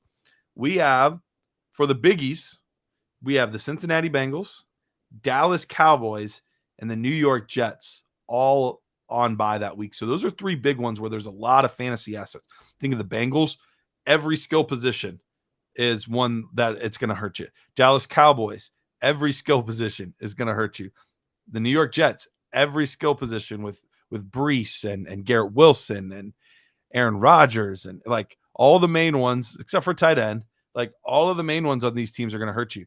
But even the 3 kind of lesser teams on this bye still have fantasy assets that you're going to be using, particularly Tennessee Titans. Derrick Henry is one of the best running backs in the league. So, you could realistically have a backfield, and this could really be someone's backfield of Joe Mixon, Derrick Henry, Breece Hall, and Tony Pollard, and have them all on bye. Not to mention, if you have Miles Sanders or Dameon Pierce, that's going to hurt as well because they are on bye as well. Carolina and the Houston Texans all also on bye. So that's going to be something that we're going to have to keep an eye on running back wise during that week. Look at your rosters now and check and see what running backs you have available for week 6, because all of these teams have running backs that you will be using on your fantasy teams, whether as running back 1 or running back 2. Some teams might even have multiple running backs on their teams that you could be potentially starting. So the bye apocalypse right now, the worst bye definitely looks like it is that week. Week 8 this year, no bye. No bye in week 8. Why that is? No idea. We have the Tampa Bay Buccaneers, Buffalo Bills on Thursday Night Football. That would have been a very intriguing matchup a couple of years ago. I'm surprised the amount of primetime games the Bucs got. I've already seen 2 or 3 on here, and I don't think they're going to be very good. I think they're going to be more of a rebuilding team. I love Baker as much as the next guy, probably more than the next guy because there's a lot of people that don't like Baker.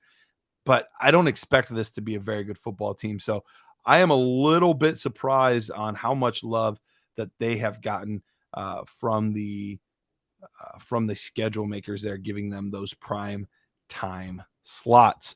As far as some intriguing fantasy matchups go, we've got the Bengals and the Niners, 2 teams that could have made the Super Bowl last year, but both lost in the semifinals. 2 good offenses, a little bit better defense, though, on San Francisco. We'll see how that affects the Bengals. And then Chicago Bears, they get a Sunday night game against the Chargers. 2 young quarterbacks, both named Justin. So you know that there's some fantasy goodness in store there. Let's take a quick break. We are going to see if we can get Dennis back. I'll talk with Tyler, see any word on that. We'll get back to the schedule, and we're going to talk about fantasy football playoffs. That's right. The most important part of the schedule, fantasy football playoffs, here in just a few moments on the Better Sports Network.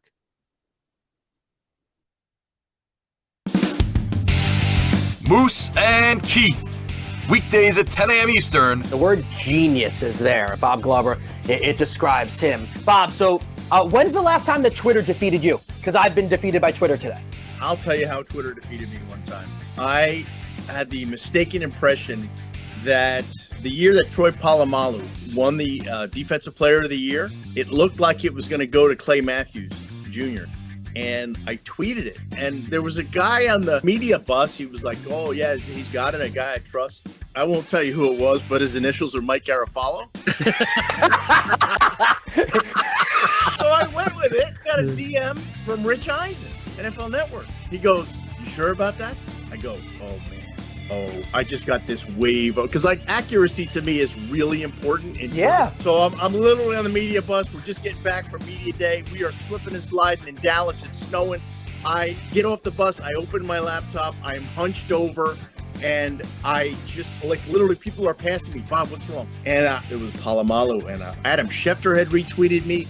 Trey Wingo had retweeted me. I'm like, oh, I'm dead. So when it's Polamalu, then how do you handle that? Like, what was the subsequent tweet I think afterwards? I said, got some bad Twitter info. I didn't put Garafalo's name on there. I had 10 years later, you can out him. I like that. Yeah. You know, he wouldn't mind that. He knows the stories. So. Yeah. He actually said to me, hey, Bob, I think you might have jumped the gun on that. I was like, oh, crap. There we go. Campus to Canton on the Better Sports Network. Would Dion bench Shador? I don't think he would. Like, how bad would it have to be? Because we've seen horrendous quarterback play from this Colorado team for the last, 4 years, 5 years? JT Shroud, Brandon Lewis, just terrible quarterback play. Like, they were 131st, which is dead last in pass EPA per play. Obviously, it will be better, but how bad does it have to be for him to bench his own son? Like, I'm not sure he will ever either, like, especially with the attitude that he came in with. If they don't get Rashada, who do they bench him for this year anyway? I don't know that there's another answer on that roster that you go to. They don't really have a guy behind him, so I don't even know if we would know the answer to that until the next year, assuming that, he doesn't declare for the draft, he returns, they bring somebody else that's competent and behind him. If they're going to do this the Lincoln Riley way, next year would be the class to bring somebody in. Shador Sanders is going to be a third-year player, so he's going to play 2023. I don't think he's declaring for the 2024 NFL draft, so he's going to play in 2024 and then declare for the 2025 NFL draft. And let's remember this, he hasn't had a full recruiting cycle at Colorado. He will have that next recruiting cycle, so maybe he could get one of these class of 2024 quarterbacks there to come to Colorado. However you're invested in sports, from betting to fantasy, collectibles, and more, join our community on Better Sports Network. All right, we are back in. It looks like your boy's flying solo the rest of the night. Hopefully, we are able to get Dennis Bennett back. But if not, we'll roll with it. This kind of stuff happens on the Dynasty Nerd Show all the time. We got this. and we are talking schedule. The schedule release was tonight. We made it through the first half of the regular season.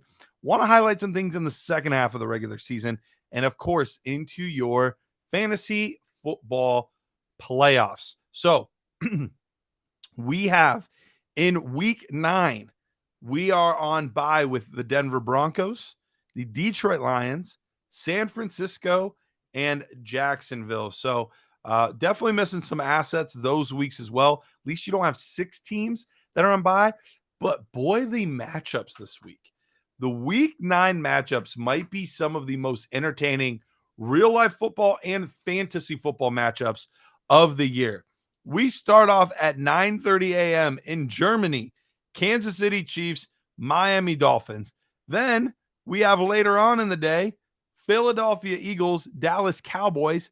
Then that evening, we have the rematch between Buffalo and Cincinnati. That was the Hamlin game. So you know that the emotions will be high for that one. And then Monday Night Football that week, no big deal. Just Chargers and Jets, Aaron Rodgers, Justin Herbert. Like these games this week, holy cow, there are going to be some points on the board. Hopefully it's still, at least warmish in November. It's usually not too bad yet for a lot of these teams. But man, that is going to be some fun fantasy football those weeks. Hopefully, quarterback-wise, you're good the following week, though, because the Kansas City Chiefs, the LA Rams, Miami Dolphins, and the Philadelphia Eagles all on bye. It's only 4 teams, but all 4 of those quarterbacks are solid NFL quarterbacks. I shouldn't say solid. Jalen Hurts and Patrick Mahomes are 2 of the best in the NFL. Tua, when healthy, has shown to be great for fantasy football. And Matthew Stafford is a couple of years removed from winning the Super Bowl. So you're going to be missing some assets. You're going to be missing some pieces that last or this week here. Not as many riveting matchups for fantasy football, but there's definitely some ones that caught my eye a little bit. One, Deshaun Watson and Lamar Jackson, Cleveland, Baltimore. That could be a fun one to see those 2 quarterbacks going head to head. Both dual threat guys, same division, know each other pretty well. And Detroit, Los Angeles could be another one that could have some fantasy football intrigue. We're getting to week 11.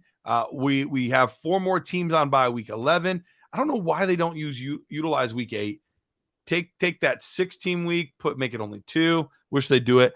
Atlanta Falcons, Indianapolis Colts, New Orleans Saints, and the New England Patriots. So we're definitely going to be missing some running backs that week. Bijan, Jonathan Taylor, Ramondre Stevenson, Kamara. So we're going to be missing some running backs in week, what are we on now? Week 11.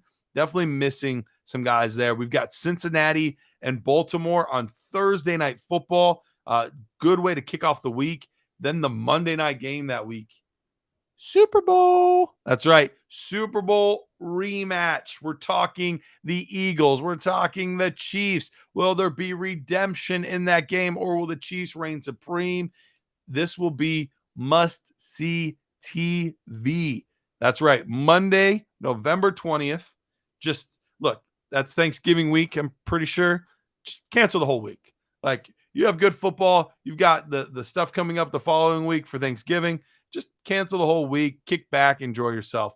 And yes, our Thanksgiving games this year, we've got Green Bay and Detroit, Washington and Dallas, and then the primetime game is going to be the San Francisco 49ers and the Seattle Seahawks. But wait, the camera's up here. But wait, there's more. We get our first ever Black Friday game. That's what I'm talking about. Yes, the ladies, I shouldn't say the ladies, the guys do it too, but they're going to be gone, missing this for shopping. No, not me. I will be at home, 3 p.m. Eastern time, Prime Video, watching the Jets, watching the Dolphins go head to head. I am so excited that they added that in there. It makes that week so much fun. And you even get some good games throughout the week. Philadelphia and Buffalo, Baltimore, Los Angeles. Like, there are a lot of good games throughout that week. So it is going to be an extremely, extremely fun week of football. and fantasy football. We have an oddity. Seattle plays back-to-back Thursday night games. Now, I know I've heard some people say like, oh, how could they? If I were a team, I would kind of like that. Like, if you're already on a shortened week, at least you get to maintain the same schedule for the next week. So I don't know. I didn't think it was that bad. But I know there are people up in arms about it. I get it. I just don't think it's that bad. But we have our second bipocalypse, folks. We have 6 teams missing in week 13. Now that's tough because this is right on the cusp of making or breaking your fantasy football playoff hopes and dreams. And you're going to be missing the Buffalo Bills, the Chicago Bears, the Las Vegas Raiders, the Minnesota Vikings, the New York Giants, and the Baltimore Ravens. Those are 6 quarterbacks that are all starting in your super flex leagues. Chances are, just a couple weeks before the playoffs, you will be missing your fantasy quarterback. That's not good. That is difficult to deal with.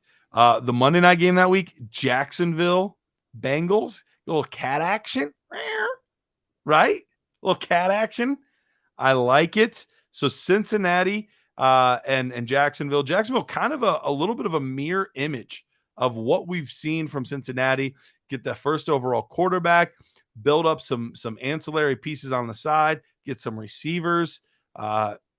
They're building it similar, not quite the same. They didn't get themselves a Jamar Chase, but building it similar to how we saw the build in Cincinnati go.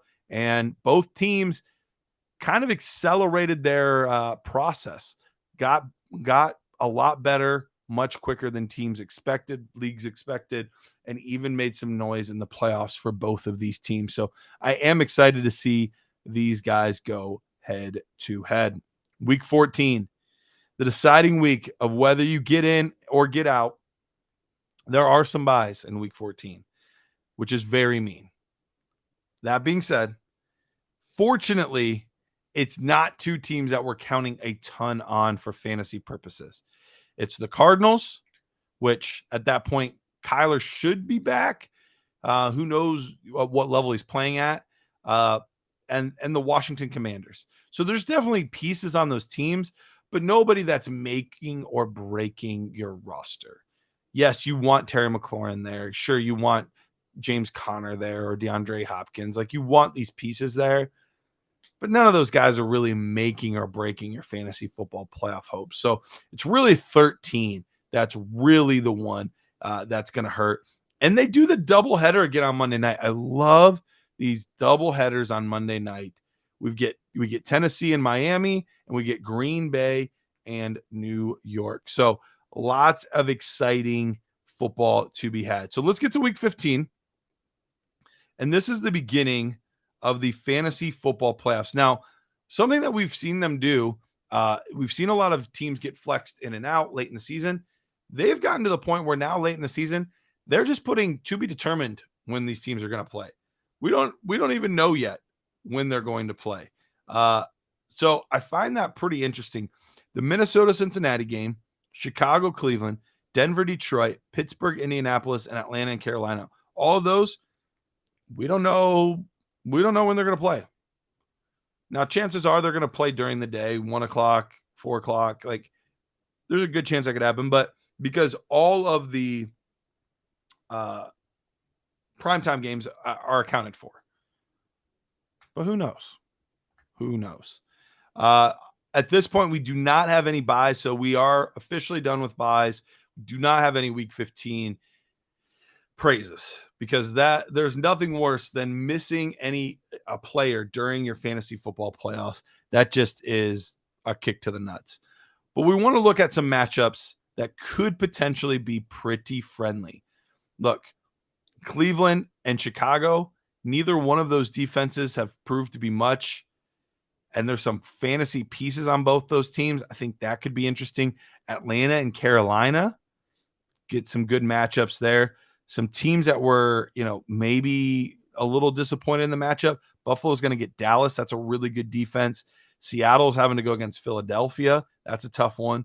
Baltimore and Jacksonville, we'll see. Baltimore typically has a pretty good defense, but it hasn't been quite as good as of late. And then Kansas City, New England on that Monday Night Football. Week 16, we've got games all over the place with Christmas and everything. We've got a Thursday night game, New Orleans and Los Angeles. Kind of sounds like a bit of a snoozer right now. We got 2 Saturday games, so Cincinnati and Pittsburgh and Buffalo and LA. So games that will have some big real-life football playoff implications, but also some fantasy implications. You get that Buffalo-LA game, that could be lots of fantasy points there on 2 offenses that are pretty exciting. Once again, Cleveland has a pretty good-looking schedule. They get Houston that week. So Chicago and Houston for Nick Chubb, Amari Cooper, Deshaun Watson, not too shabby. Dallas is up against Miami that week. Let's see what else we got. New York Jets get the Commanders. We've got 3 games on Christmas Day. Kansas City and Las Vegas. That should be a high-scoring affair. New York Giants have to go against Philadelphia. You don't love that for them. And Baltimore has to go up against San Francisco. Don't love that overall either. And last week, but not least, the fantasy mecca, the Fantasy Football Championship week. And man, Cleveland has one of the best playoff schedules as of right now. We'll see how these defenses develop and whatnot. But Cleveland gets the Jets. The Jets have a good defense, but not great. So you're looking at 2 pretty below average defenses and 1 slightly above average defense. Overall, I'll take that for a fantasy playoff schedule. Maybe look at some Browns over the course of your fantasy football playoff situation. That's going to be a Thursday night matchup on December 28th. Then we have some really interesting games that last week. Kansas City and Cincinnati. See, I'm confused. Didn't we already have them? Oh, no, wait. We had Cincinnati and Buffalo. So they now get Kansas City. So they're going up against 2 teams that they could easily see in the playoffs. That will be very fun. That's going to be a huge game for fantasy football. So if you have Joe Burrow, you have T. Higgins, Joe Mixon, Jamar Chase, Patrick Mahomes, Travis Kelce, all of these assets, it's going to be a pretty fun week because there could be a gazillion points scored in that game. Ones that, might have to watch out for a little bit. You don't love the situation for where'd they go? Washington has to go up against San Francisco. So you don't love that situation there. And then where's the Eagles defense? Although, they're going to be much younger this year, but Arizona's going up against them. So you don't have too many pieces there that you have to worry a ton about. We'll see how New England's defense is this year. Buffalo gets them. Atlanta and Chicago. So Chicago's another one. What did they have week 16? Because they get Atlanta and Cleveland, 2 teams that don't have overly strong defenses. What does Chicago have week 16? They get Arizona. So Justin Fields looking pretty good. DJ Moore for your fantasy playoffs. Those guys could be fantasy gold nuggets for your fantasy football team. So Chicago's another one that I'm kind of just, thinking about in the back of my mind as teams that could potentially be some good guys to trade for, teams you might want to look at late in the season. Let's see. Atlanta, they have a good amount of fantasy assets. We have them week 15. Who are they going up against week 15? Carolina. 16, they have a good matchup because I just saw it. And Indianapolis. And then week 17, Chicago. So Bijan, Pitts, London, maybe, heaven forbid, Desmond Ridder might even be an option for your fantasy football playoff team. So this is what you got to do. You got to go in here. You've got to evaluate the teams now before your league mates are doing this. Because once it gets to week 10, 11, 12, 13, yeah, now they're looking right before their trade deadline. But if you can get out ahead of it and kind of backload your roster, maybe not with the top end guys, because those guys are hard to get no matter what, but maybe some ancillary pieces that you could start if you had to, because we know by that point in the season, there's a lot of injuries. There's a lot of guys banged up, suspended, whatever. There's a lot of things that can happen at that point in the year. So yeah, maybe it's tough to go out there and get, Bijan Robinson. But Desmond Ridder might not be hard to get. Maybe it might be pretty difficult to go out there and get Nick Chubb. But Amari Cooper's not that expensive. Maybe David Njoku, for your tight end position to help you late in the season. The Colts, Jonathan Taylor's pretty darn expensive. Anthony Richardson's pretty darn expensive. But at that point, maybe Josh Downs will have established himself. Maybe that's somebody I, stash and start in a flex spot at the end of the year. I'm not saying any of these are definites, but just things to think about as you're A, doing your startups, B, doing your best ball drafts, because we need to know what this is looking like week 17 for your best ball drafts. So look at these players, look at these guys, factor in their schedules, their bye weeks, all that stuff. That's something else I got to do. I got to go look at all of these Best Ball Mania teams that I've drafted, all of the stuff on Underdog. By the way, use promo code NERDS. Get yourself the Dynasty Nerds for a year. That's right, the full subscription for a year for free. You just have to put $10 in at underdog.com. Use promo code NERDS. But I got to go over there. I got to look at man, where did I mess up and draft two quarterbacks that have the same bye week now? And I'm having to cross my fingers that I get lucky somewhere else. Got to go do that. All right, guys. Well, that is it for tonight.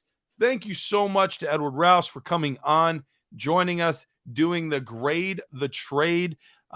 Thank you so much to everybody else for coming on, giving me your trades, us discussing them. I had a blast doing that. Thank you to Dennis Bennett. Unfortunately, things did not work out to get him back on here for the rest of the evening, but that kind of stuff happens, right? Computer issues, computer problems. We have all been there. The very first week I started here at Better Sports Network, I think it was the second week, my computer just crashed like 15 minutes before the show. I think we even started the show like 10 minutes late because of that. So we've all been there. We appreciate Dennis Bennett, everything he gives to us each and every week. You can find me on Twitter at Dynasty Price, talking a lot of these rookies, a lot of this upcoming season on Twitter. Go follow us, dynastynerds.com. We will see you guys next